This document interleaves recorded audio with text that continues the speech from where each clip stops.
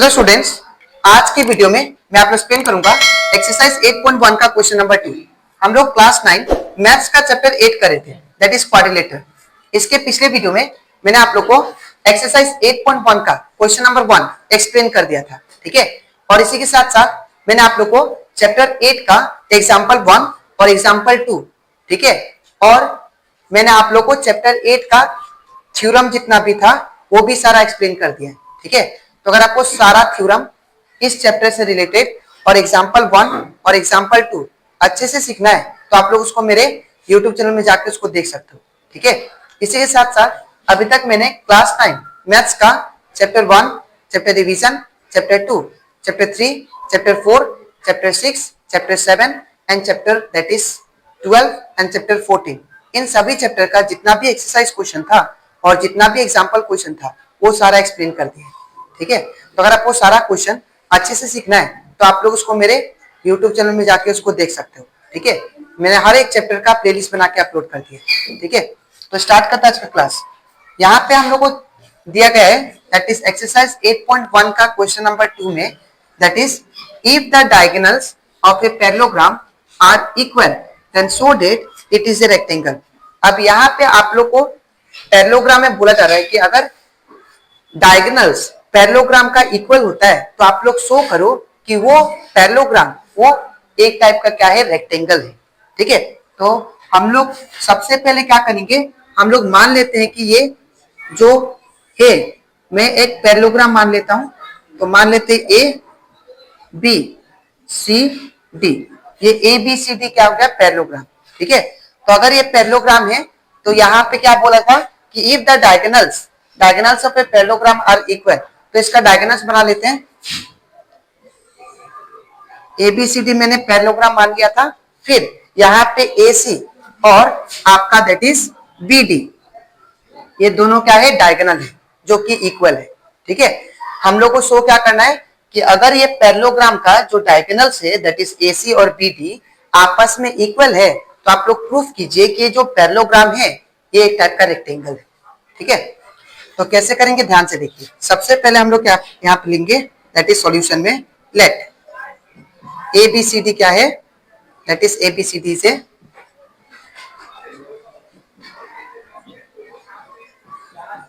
Is a parallelogram, ठीक है। तो ए बी सी डी मैंने क्या मान लिया, पैरेललोग्राम, जहां पे in which A C is equal to what, B D, in which A C equal to क्या है, बी डी है, ठीक है। अब इतना करने के बाद सबसे पहले मैं इसको इक्वेशन 1 मान लेता हूं, ठीक है। इतना करने के बाद हमें प्रूफ क्या करना है वो लिख लेते हैं, ठीक है। तो यहाँ पे टू प्रूफ, हमें ये प्रूफ करना है that is A B C D क्या है, रेक्टेंगल है, ठीक है। Proof A B C D is a rectangle.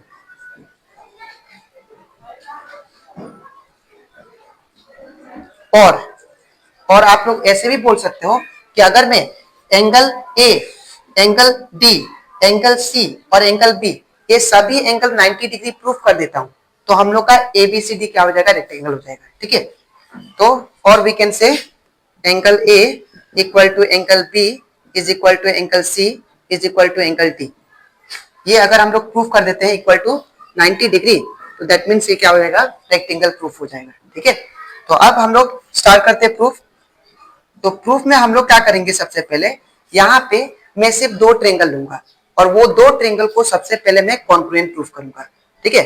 और कॉन्ग्रुएंट प्रूफ करने के बाद में तो अगर 2 ट्रायंगल आपस में कॉन्ग्रुएंट होते हैं तो उनका एंगल भी क्या होता है, दैट इज कोरेस्पॉन्डिंग एंगल भी क्या होता है, बाय सीपीसीटी रूल से इक्वल होता है, ठीक है। तो यहाँ पे मैं सिर्फ पहले ये ट्रायंगल ले रहा हूं, ये वाला that is triangle A B C और ट्रायंगल ये लूंगा, ठीक है, that is B D C. तो मैं 2 ट्रायंगल ले रहा हूं that is A D C, ये ट्रायंगल और मैं ये ट्रायंगल लूंगा बी डी सी, ठीक है। तो in triangle which one, A D C, ये वाला ट्रायंगल, ठीक है, A D C and triangle कौन सा, that is B D C, ये वाला ट्रायंगल, ठीक है, बी डी सी। अगर दोनों ट्रेंगल में आप लोग ध्यान से देखो तो यहाँ पे दोनों ट्रेंगल को कॉन्ग्रुएंट प्रूफ करने के लिए हम लोग जानते हैं, हम लोग ऑलरेडी सीख चुके हैं कि यहाँ पे दो ट्रेंगल को अगर आपको कॉन्ग्रुएंट प्रूफ करना है तो आपको तीन कंडीशन फाइंड करना जरूरी है। ठीक है, तो यहाँ पे हम लोग तीन कंडीशन फाइंड करेंगे। ठीक है, तो कैसे करेंगे ध्यान से देखिए। सबसे पहले यहाँ पे अगर आप लोग ध्यान से देखो, ये triangle that is A D C, A D C triangle में ये वाला साइड, ये वाला साइड, ठीक है, और बी डी सी में ये वाला साइड, ये दोनों साइड क्या है, दैट इज ऑपोजिट है, ऑपोजिट साइड से, ठीक है, पैरेललोग्राम का। तो हम लोग जानते हैं opposite sides of a parallelogram क्या होता है, इक्वल होता है। तो हम लोग क्या लिख सकते हैं, that is AD is equal to BC, AD is equal to BC. Reason क्या होगा, that is opposite sides of parallelogram are equal। ठीक है, इतना करने के बाद दूसरा, अब यहाँ पे ये तो ऑपोजिट साइड्स हो गया जो कि इक्वल होगा पैरेललोग्राम का। ठीक है, अगर आप लोग ध्यान से देखो तो यहाँ पे ट्रेंगल ए डी सी में ये वाला साइड, ठीक है, और ट्रेंगल बी डी सी में ये वाला साइड, ये जो साइड है ये ट्रेंगल में भी आ रहा है ए डी सी में, और ये side B D C triangle में भी। तो अगर मैं ये फिगर को यहाँ पे बनाऊं तो अगर आप लोग ध्यान से देखो तो ये हमारा ए था, ये हमारा डी था, ये हमारा सी था और ये बी था। ठीक है, तो हम लोग ये पहले ट्रेंगल लिए थे that is A D C, और दूसरा ट्रेंगल कौन सा लिए थे, बी डी सी।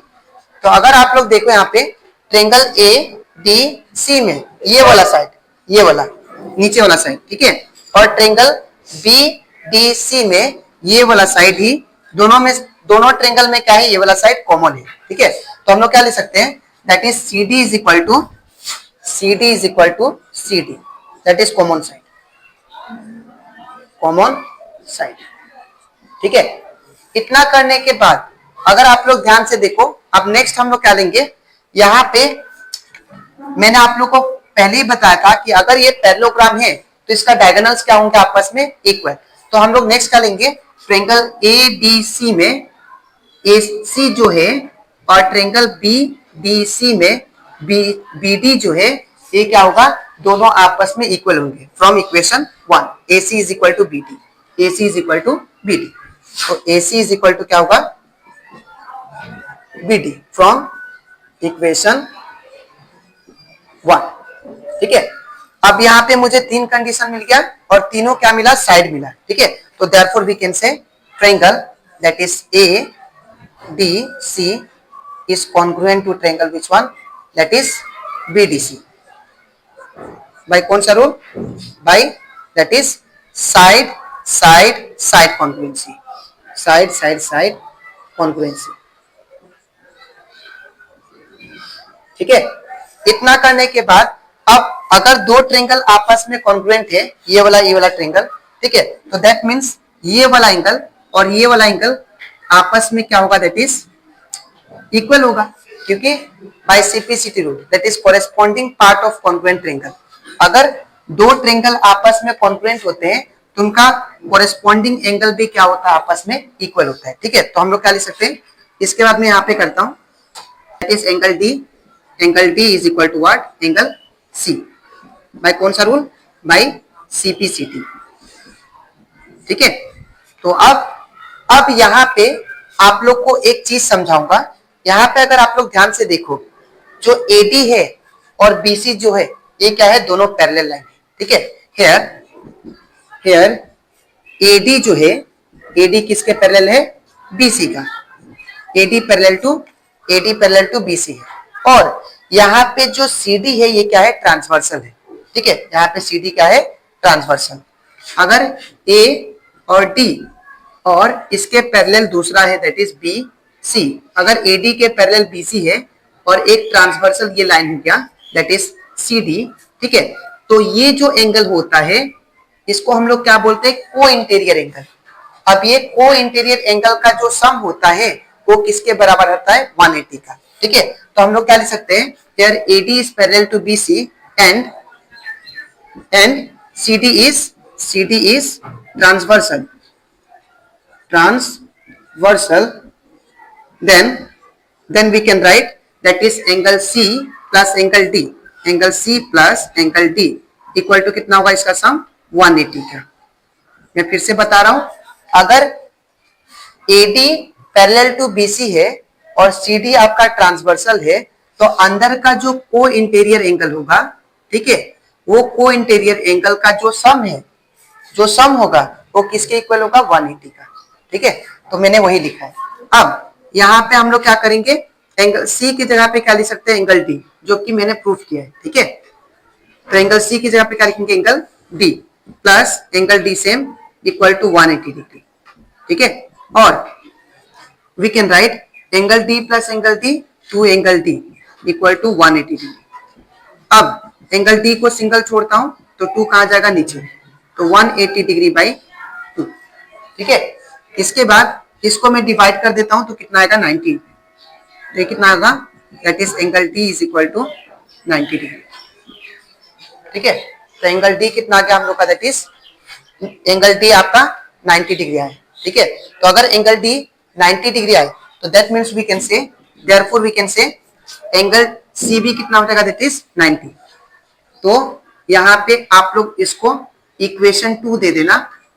ठीक है, तो यहाँ पे लिखना आप लोग, from equation 2 we have that is angle C is equal to 90 degree. ठीक है, तो अगर यहाँ पे एंगल डी आपका 90 है और एंगल सी 90 है, तो इसके ऑपोजिट में एंगल ए भी कितना होगा, 90, और एंगल डी के ऑपोजिट में एंगल बी कितना होगा, 90, because opposite sides of a parallelogram क्या होता है, इक्वल। तो यहाँ पे लिखेंगे हम लोग, ये इसको मैं रफ कर देता हूं,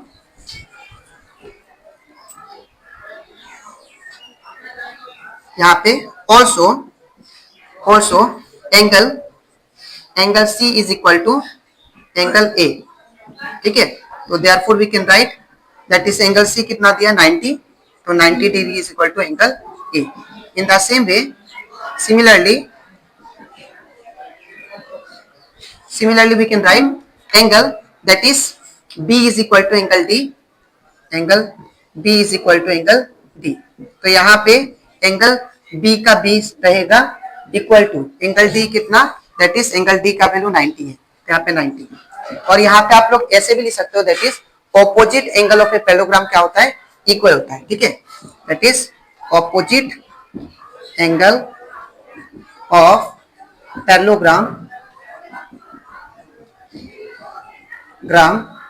आर इक्वल।